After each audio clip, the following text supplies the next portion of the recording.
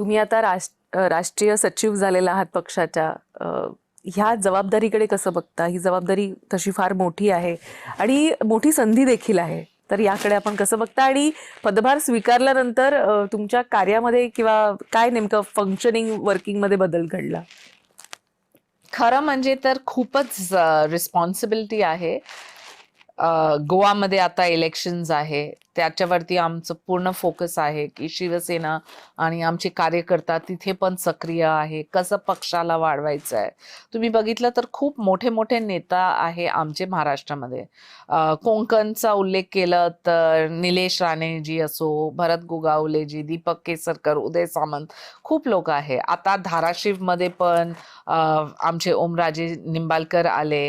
हातकलंगी कोल्हापूरमध्ये धैर्यशील माने आहे. तर महाराष्ट्राचं एक एक पॉकेट आम्हाला असं विचारत होते की अरे विदर्भ म्हणजे तुमचं काय अस्तित्व. आता बच्चू कडू साहेब पण आहे आमच्या पक्षात.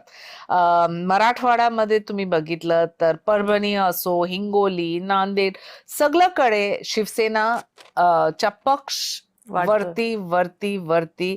आणि जेव्हा 2019 मध्ये उबाटा सेनानी फक्त सत्ताच्या मोहमायासाठी काँग्रेस पार्टी सोबत आले आणि त्यांच्यासाठी फक्त हे एक लक्ष होते की ते मुख्यमंत्रीच्या खुर्ची. तिथे विचारधारा कुठे होते? डस्टबिन मध्ये टाकलं तुम्ही. आता आमचे नेता आले 2022 मध्ये 40 आमदार होते. सगळ्यांनी सांगितलं की अरे नेक्स्ट इलेक्शन मध्ये तुमचं 10 पण नाही राहील, 20 राहील. किती जिंकून आले? 80 सीट्स मधून 60. त्यानंतर स्थानिक स्वराज तुम्ही बघितलं तर शिवसेनाच्या अपरंपार जीत. आता राष्ट्रीय स्तरवरती पण आम्हाला पक्ष घेऊन जायचं आहे.